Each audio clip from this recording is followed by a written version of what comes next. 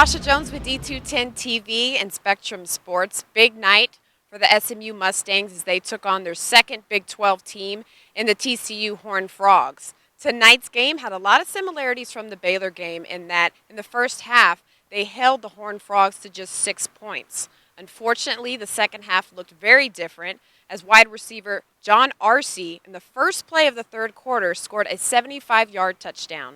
The Mustangs defense struggled in the second half with the loss of Darian Malines in the second quarter, who was ejected for targeting.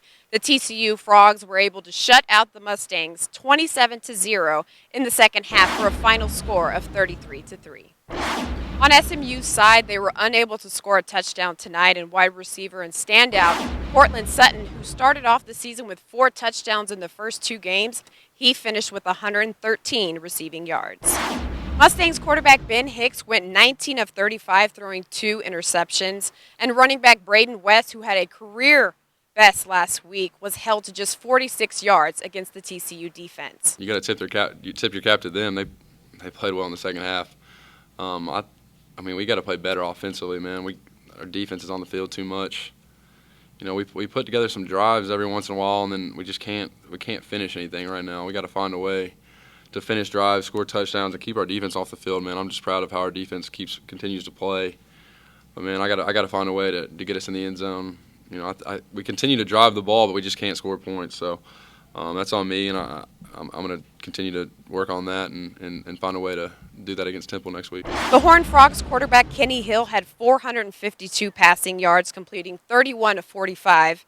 Head coach Chad Morris said in part that his defense really suffered in the second half with the loss of Darian Malines in the second quarter. He also said he thought it was a tale of 2 halves, and that bottom line is his team has to play better. You know, we've got to play better. We got to play better in special teams. We've got to play better offensively, and you know, defensively we got to be more consistent. Our defense is playing a lot of snaps right now.